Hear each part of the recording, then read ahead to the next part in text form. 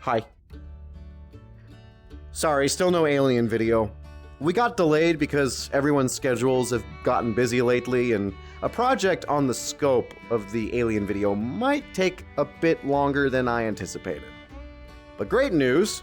We learned how to import our spacecraft designs from space engineers into VR chat. Although me and my friend Big have never made content in VR chat before, we are determined to bring our pride and joy into VR. For now, however, I decided to put in some supplementary content to tide us by until we can hopefully get the Alien video underway. This will include movies like Silent Running, Fantastic Voyage, and Logan's Run. So look forward to it! Today I wanted to cover something a little more specific. See, it is currently July, and it is on the 20th of July, 1969, that Neil Armstrong and Buzz Aldrin set foot on the moon, marking a landmark moment in human history. To celebrate this incredible achievement, and because I literally live in a spaceship called Luna, I hereby declare the month of July Moon Month! So, what is a good first movie to watch for this, our inaugural Moon Month video? I considered a few options, but I ultimately decided on a film that has largely been forgotten by most modern sci-fi fans. Destination Moon! This film is a cult classic, and for a very good reason. Destination Moon is a film made by George Pal, who's best known for his War of the Worlds adaptation. The movie depicts a realistic portrayal of space travel and a lunar walk experience with realistic gravity physics. The impressive thing about this movie is that it was made in the year 1950, which was nearly 2 decades before the Apollo lunar landing. The film came out in a time when space travel was purely science fiction, and nobody really knew what space travel would look like. But the people at George Pal Productions saw an opportunity, and Destination Moon began production with the intention of showing audiences how space travel worked, the risks, and the potential rewards. Many people who would go on to work for NASA would be inspired by this movie, and would also go on to work on the Apollo missions. But surely this movie can't be that impressive, right? I mean, given how old it is, it has to be dated. Well, yes, but you also have to remember that they didn't have the convenience of DaVinci Resolve back then, so considering that, it's impressive as hell. But you want to see this movie, so let's begin. Let's head for our Destination Moon! So the movie begins with a shot of the moon waiting to be reached. But then we get the credits. Because back in ye olden days, they used to play the credits at the beginning of the movie, because they were really proud of this one. I'll save you the time though. We see a sign that warns of a closed-off area prohibiting traffic by order of the US Army Ordnance Department. We see orange smoke coming off the top of this concrete structure, and we get a good look at what appears to be a V-2 rocket-powered missile, a real-life rocket design developed by the Nazis during the Second World War, one of the new acquisitions by America at the time. We then see a group of men in this bunker, preparing for what appears to be a rocket test.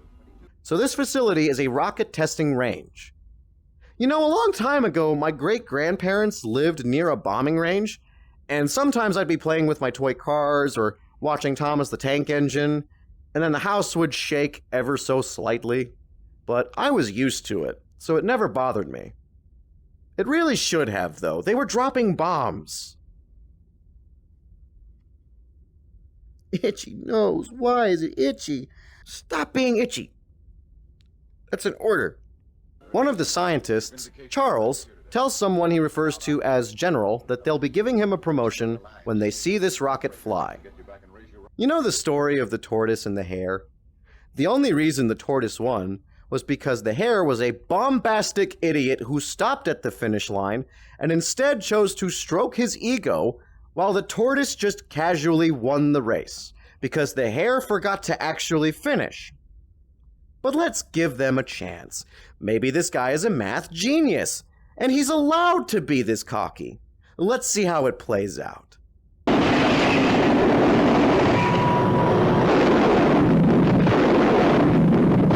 The The lesson here is that you don't fuck with math because math will fuck with you. This guy, Sweeney, walks toward the door to exit the bunker, and his partner, Brown, tells him to wait because there might be more explosions. You'd think Sweeney would know this given his job description, but I guess he wanted to go see the fireworks for himself. Charles and the General have a discussion, trying to work out what went wrong. The General is certain of the rocket's aeronautic design, but Charles deduces that it was the motor that malfunctioned. Charles can't seem to understand how that's possible, though, given the 4 years of testing prior, and deduces that the only logical explanation is likely sabotage. The General is upset, pointing out that things like this can mean cuts to the military's budget, which as someone who lives in 2024, that's a fucking laugh. Charles says that if research goes back to the laboratories, then so will he. However, he isn't quitting. Instead, Charles decides to go home and relax for some time with his family before getting back to figuring out the problem. We then learn that the objective of this mission was to build a satellite that would orbit the Earth. Obviously, it isn't orbiting anything now. Charles apologizes to the General for the failure, and we fade to black. We then fade back into the Barnes Aircraft Corporation's Aircraft Assembly Building, where Barnes is seen working with his employees to construct the aircraft. Good luck finding a manager that does that this day and age. Not that they don't exist, but they are like finding a unicorn. Cherish it, and hold on to it if you can. I swear some people treat the position like an excuse to not help. A woman in a red dress informs Barnes that the General is here to speak with him. Barnes tells her to send him in, and he washes up. The General greets Barnes from a distance, and goes right for his desk and steals a cigar from Barnes's cigar box. But he complimented one of his Skyliners, so he's allowed to. Barnes knows that the General is after something, but the General does the whole, "I haven't seen you in 2 years" shtick. But Barnes recalls that last time the General was here, it was because he needed a shoulder to cry on when Charles's rocket fizzled. Apparently, the General has been trying to get a satellite into space for a while now.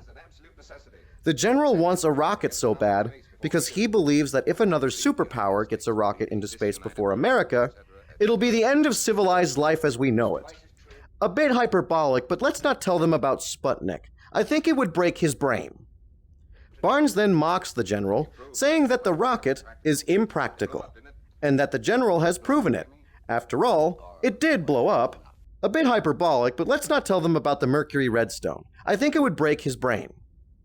The General puts the idea forward that it might have been sabotage, and Barnes takes pause at the notion. But the General states that the Army intelligence confirmed that sabotage had a play in the failure. Barnes then figures out that the General wants him to help build the rocket. But Barnes declines the offer. He's a plane manufacturer, not the DoD.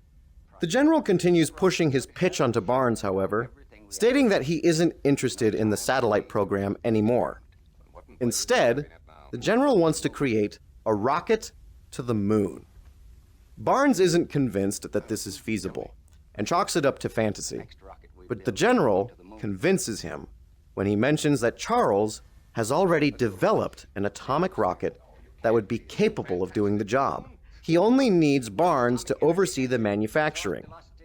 He points out that the government will need a rocket soon, and they will turn to American industry when the government gets, quote, in a jam.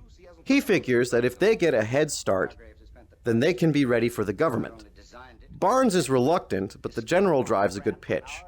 Well, what do you say, Jim? Do we go to lunch, or do we go to the moon? Charles is working to convince investors of his designs, while Barnes talks about his excitement to build a rocket to the moon. Barnes then directs everyone's attention to the front of the room. If you'll all be seated, I'd like to show you a motion picture we had prepared for this meeting. We have one of Hollywood's best-known actors to play for you. All right, Sam.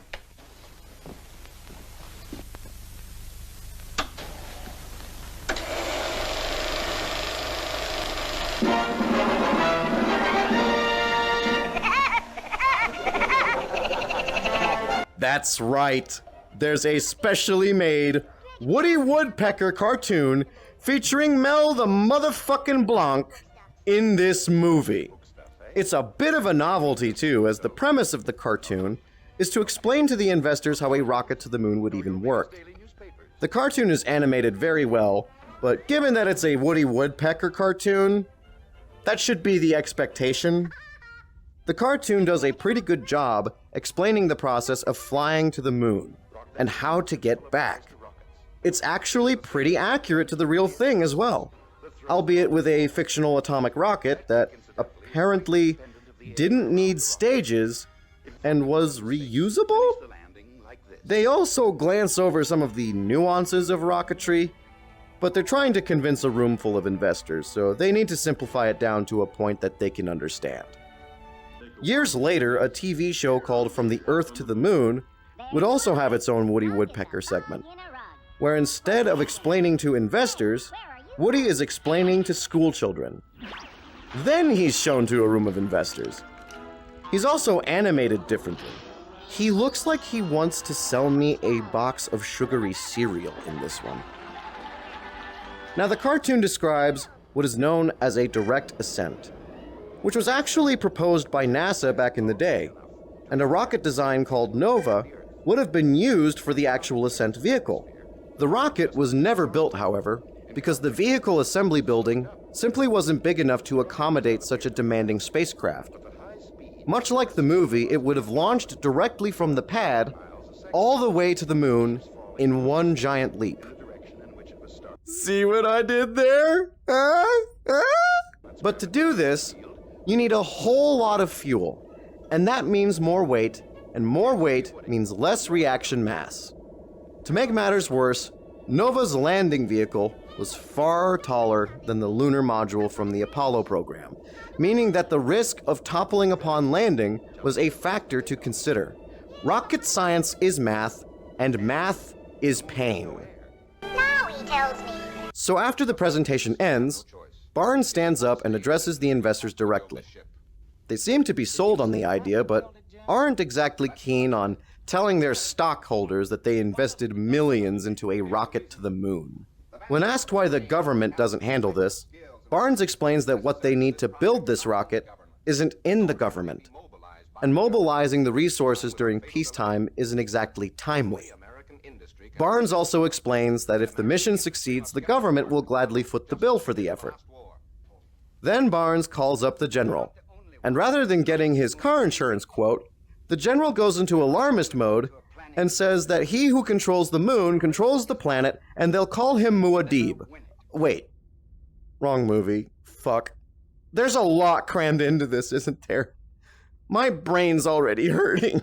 So the basic gist is that America and other countries, not mentioned by name, are competing to build missile silos on the moon. This is obviously illegal, as space is meant to be a frontier of cooperation. But back then, this was a very real concern for people. Remember, this came out in the 50s. They were building nukes like I eat those chocolate Uncrustable snacks. I eat way too many of those things. So obviously, with everyone feeling the Red Scare, the billionaires stand up and accept responsibility for the mission to the moon. Kind of weird seeing wealthy billionaires accept responsibility for anything that doesn't get them PR points, but what do I know? I wasn't alive back then. So now everyone is hard at work, running precision calculations to build the rocket according to Charles's specifications. Look at this shit. None of these people have ever seen a calculator. Also, nice t-shirt. Barnes assembles the parts, and Charles designs the spacesuit that the general elects to have made into different colors. This is because of the rather dull visibility on the moon, so making the suits colorful makes it easier for the astronauts to see each other. No, I'm not making the sus meme, because I live in a spaceship and that hits different up here. After some time passes, the rocket nears completion, as it's assembled at the launch site. Sweeney and his friend Brown are inside the rocket, and Sweeney asks if Brown has looked outside, but Brown says he doesn't like heights. Sweeney explains that he has his doubts that this thing is even gonna launch. Sweeney understands enough to do what's required, but He doesn't understand how this rocket is even gonna fly. This thing is built like Washington Monument. You could stick an atom bomb under and it wouldn't go. Brown then appears to be suffering from stomach pains. He says that they come and go, so it's probably nothing. But Barnes and the General and Charles meet up, and Charles informs the boys that their request for engine tests have been denied, as there is fear of an atomic explosion in the public mind. Barnes thinks that somebody is trying to stop the mission through legal means, but Charles says that they've been granted testing permissions in the South Pacific. That is a major oof. Charles shows them a newspaper calling their ship a radioactive rocket. The General thinks that this is a coordinated effort to stop the mission using propaganda, and Barnes agrees with him. Barnes points out that they are running out of resources and delays will only increase the risk of failure financially. They need this thing in space soon, so Barnes devises a plan. The ship has a few minor adjustments needing to be made, so Barnes thinks that they can launch this month. But Charles says that the only favorable launch window this month will be in 17 hours. Barnes makes up his mind. They launch in 17 hours. There's no law stating that it's illegal to launch a rocket into space, so the longer that the rocket sits on the ground, the more likely someone will block it with some red tape. In this case, it's better to ask for forgiveness than permission. The ship is untested, however, but Charles assures that the engine will function as intended. The main issue now is the lack of a crew, so Barnes volunteers all three of them and Brown to go on the rocket, since the flight system is automatic. How can you make it automatic? NASA couldn't even do that. Whatever.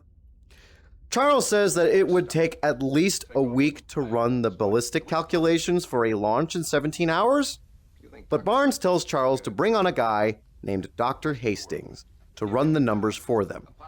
This Dr. Hastings must be a steely-eyed missile man if he can pull it off. We'll all be heroes or angels, so what can we lose? Charles is married. You know this, General. What the fuck? He's right fucking there, you tone-deaf idiot. A reporter says that because of a danger of radioactivity, roads have been blocked to the area, and that the launch site has been cleared of spectators. He then warns for nobody to approach the launch site. The General and Barnes quickly get those last-minute adjustments in when Sweeney arrives for a visit. Sweeney says that Brown has been hospitalized because, as if we haven't had enough riveting conflict, now they're down a crew member. Guess Taco Tuesday ruined him. Thanks for the bad news, Sweeney. Could you have at least brought us a Coke or something? Barnes isn't a bitch, though, and quickly comes up with a rapid solution. He starts questioning Sweeney about his knowledge of the rocket, and Sweeney knows enough to take Brown's place. But Sweeney doesn't like the idea of going to the moon. After all, the moon is just to look at. Sweeney says that the rocket won't even work anyways because the thing weighs a lot, and they filled the fuel tanks with water. Barnes says that if Sweeney is so confident that it won't launch, then he shouldn't have any issue sitting with them for a couple hours to see it fail. Yeah, but I don't want to look like a dummy. This is the best character in the movie, by the way. I love Sweeney. The General also assures him that they wouldn't get in the rocket if they knew it was going to blow up.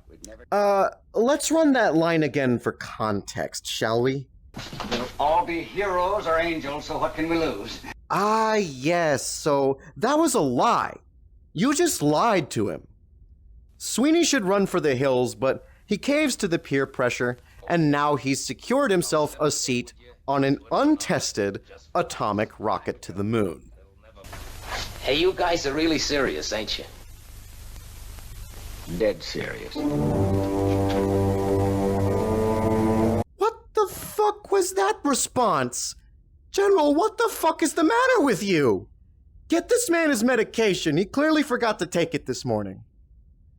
So, Sweeney is perturbed by this response, but you did cave when you should have stonewalled, so this is on you, Sweeney.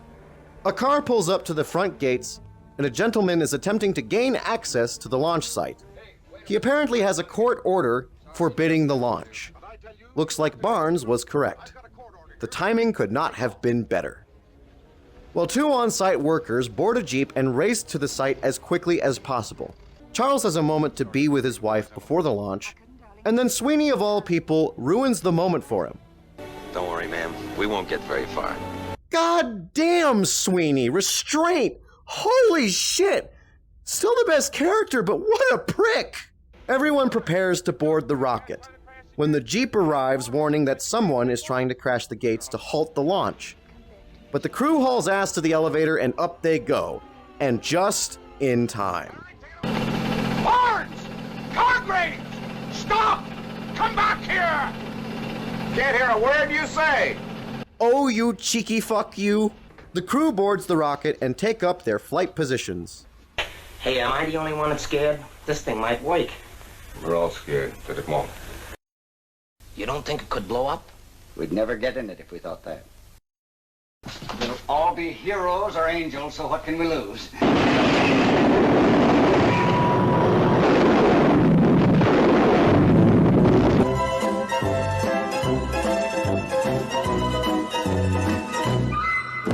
Okay, no, that's not what happened. Keep in mind, though, that Barnes has been made captain, which means he now outranks the general. Barnes honestly seems like the most qualified member to act as captain.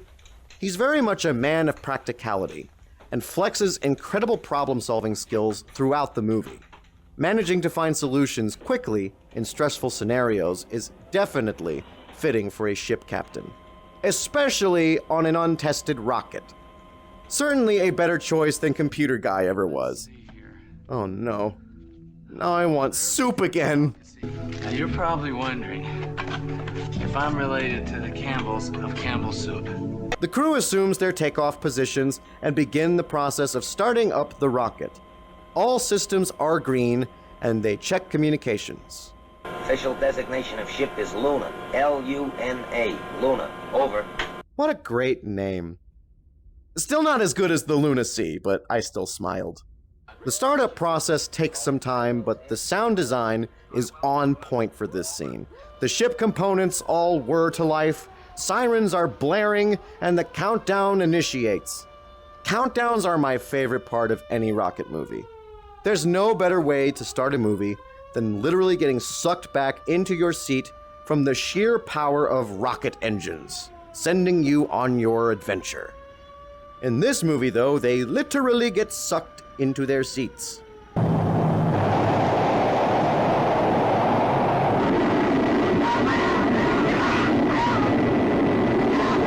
Now, you can't tell because the G-force is taking the wrinkles off his skin, but Sweeney is making the face of regret. What was it you said before, Sweeney? This thing is built like Washington Monument. You could stick an atom bomb under it and it wouldn't go? Well, Sweeney, where you going? Barnes tells Sweeney to switch on view aft, but Sweeney can barely emote his disdain for the situation, let alone lift his arm to turn the camera on. He manages, though, because he's from Brooklyn, and Brooklyn is built different. My, though, they are leaving the Earth shockingly fast by the looks of this. The shot out the window looks fine, but this one looks like they've gone to escape velocity right out the gate, with the engine still running, which gives me anxiety, but that's because I've seen the real thing. My ship is one of the fastest out there, if not the fastest. I've had to leave planets in a hurry, too. I know what it looks like. If Luna is traveling this fast, you're going to have to make this a Mars mission, because you are leaving now. The moon is actually behind you now, and you are blasting off like Team Rocket. See what I did there? The engines shut down after direct descent is achieved. The engine is now on course for the moon. The rest of the movie becomes significantly more interesting. I've been hyping up the space physics for you, and now we've arrived in space. Are you ready to see 1950s special effects in action? Let's dive in! Nobody ever told me this was practical. Turn this thing around, you hear? Take me back. I ain't going to no moon. That's just to look at. Sweeney is confused, but Barnes explains to him, and by proxy the audience, how zero gravity works. Everything is now falling at the same speed. causing them to float. Oh boy. Am I seasick? You're not seasick, you're space sick. I'm sick of that too. Charles gets up and finds some pills to give to Sweeney. He tries to grab it, but it turns into a cartoon and floats away. Honestly, for the time, that looks pretty good. I'd even argue it holds up. Barnes tries on a pair of magnetic boots, seeing an opportunity to test them out. This is really neat, but if I can be honest with you all, magnetic boots are the worst. First of all, they are more of a hassle than a benefit, because it makes walking really awkward. Not to mention that most of your actual body weight is located in the torso, meaning that your body is floating around like an inflatable arm flailing tube guy. Your ankles are putting in maximum effort to counteract the drift. If you ask me, magnetic belts are much more comfortable designs. The magnetic forces pull you from the pelvis down, meaning that your legs would actually have to counteract the force. Like in normal gravity. That's my opinion, though, and you might not agree. But take it from a guy who lives in a spaceship. They aren't as nice as they sound. Barnes gets everyone a pair of boots so that they can walk around, and Sweeney radios Drywell's tracking station. They say they'll continue to track them for as long as possible by radar. Then Barnes asks everyone to look out the porthole of the ship. The Earth sits below them, and it looks impressive as hell. Back in the day, they didn't have reference photos of the Earth from space. And so that means you're looking at an artist interpretation. Space Odyssey also had to guess what the Earth might look like. But the one in Space Odyssey is just a little too blue, if you ask me. But it's still impressive. I'd argue, though, that Destination Moon did a better job. And the fact that it was made before Space Odyssey makes it even more impressive. I love this part, though, because the obvious Americans, when faced with this image of the Earth for the first time, start pointing out geographical locations only found in America, like Los Angeles, San Francisco, and New York. Sweeney's home state. Because as you know, America is basically the entire planet. The ship continues its direct descent, and the crew enjoys a nice snack break for their hard work. Then Sweeney decides to provide some mid-flight entertainment with my favorite instrument, the harmonica.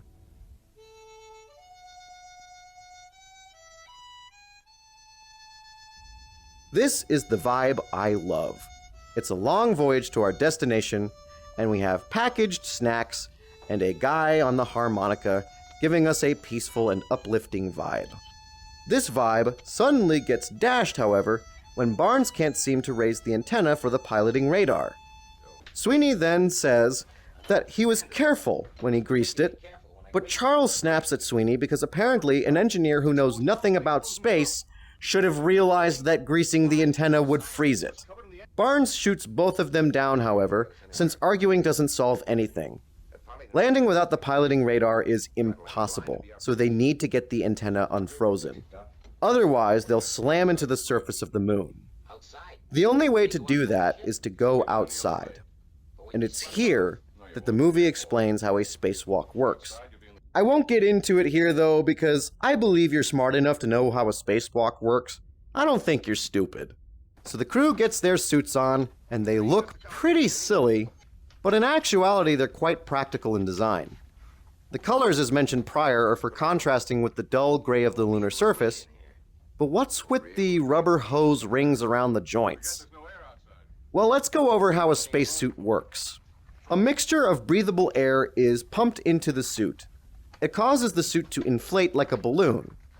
The upside of this is that it makes me think of those silly inflatable sumo wrestler costumes.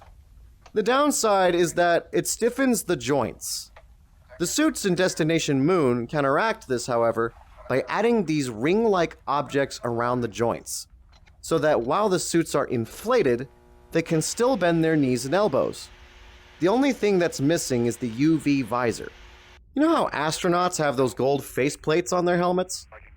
Well, it's not an aesthetic thing. Those are UV visors.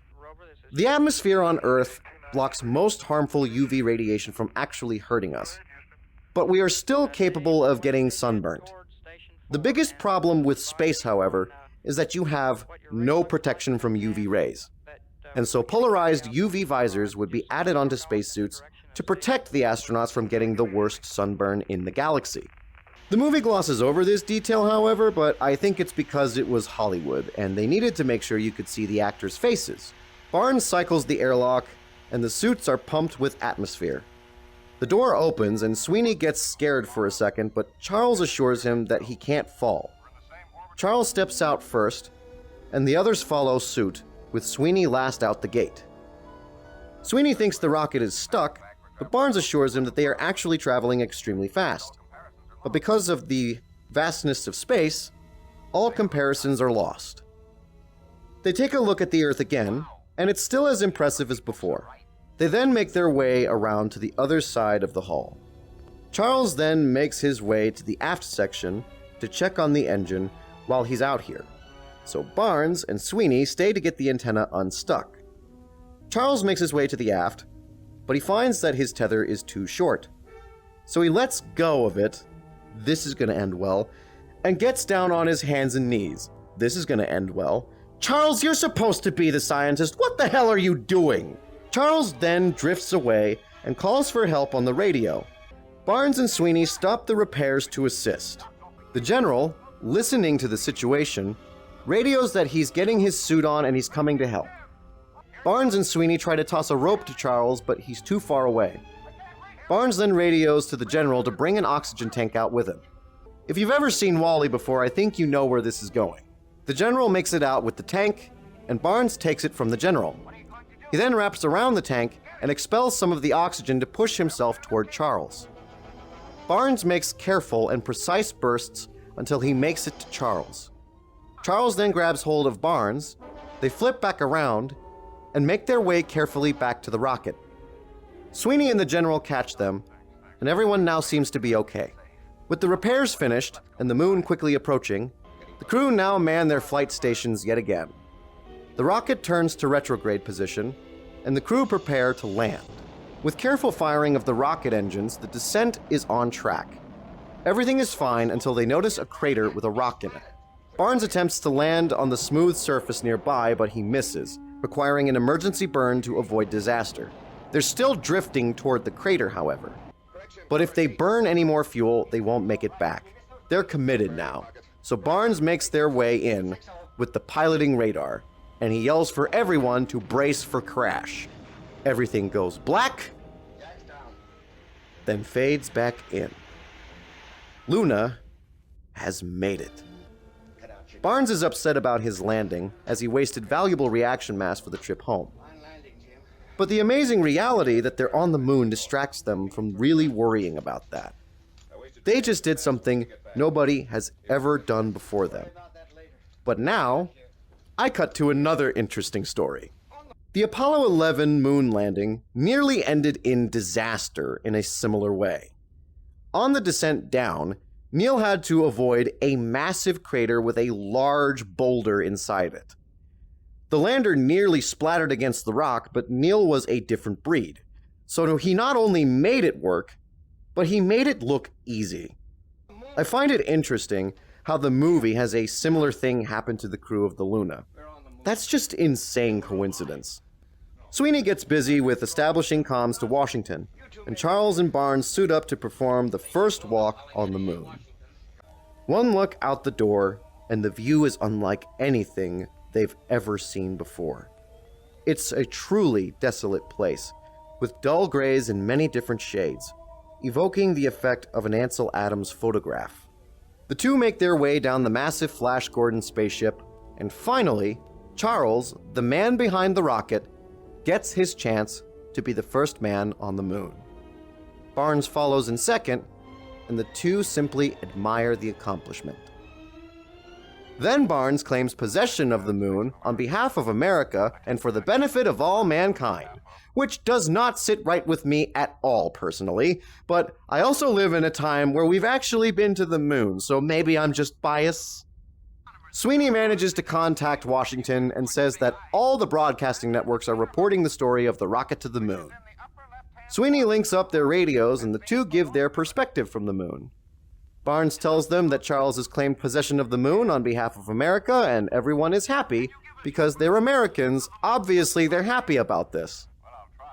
Later, Sweeney is helping Charles to move this super expensive camera, and despite its heavy weight, on the moon, it's light as a feather. Sweeney then has a funny idea. He decides to literally throw Charles into the air.